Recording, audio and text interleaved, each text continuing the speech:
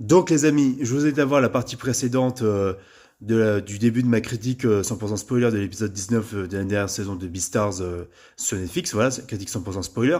Donc ceci étant dit, ce que j'ai adoré dans cet épisode-là, c'est vraiment l'aspect romantique, ou vraiment, tu vois, dans le rassemblement des herbivores religieux, voilà. Enfin, dans le rassemblement religieux pour les herbivores.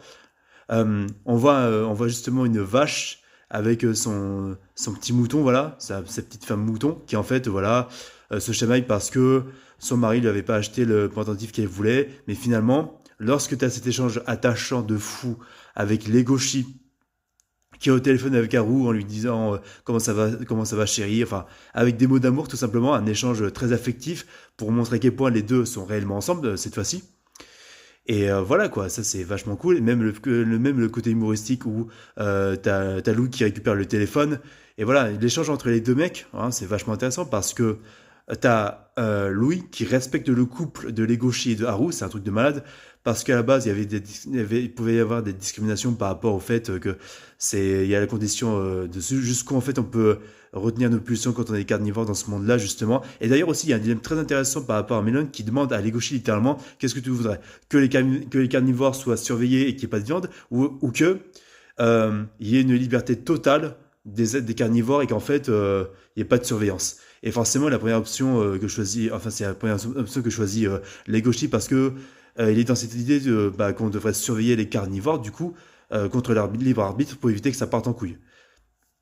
Un sujet très intéressant en tout cas par rapport au dilemme des carnivores dans ce monde-là. C'est très intéressant et très pertinent par rapport au côté euh, au côté réaliste du propos sur la coexistence tout simplement.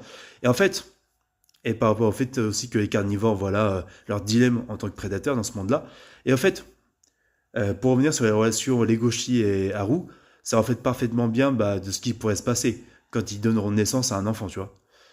Et le fait aussi que voilà, ils devront faire face aussi à de nouveaux dilemmes, mais que devront faire face justement les carnivores et les animaux de cet univers-là justement.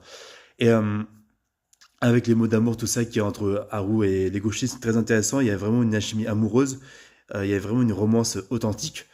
Et ce que j'ai beaucoup aimé, c'est qu'à la fin, justement, parce qu'à la fin de l'épisode, on voit en fait la vache, enfin le taureau plutôt, enfin le bœuf, qui avait en fait finalement fait la surprise à sa femme mouton et lui avait acheté le pendentif. Et ça, c'était cool, tu vois. J'ai trouvé ça très très cool.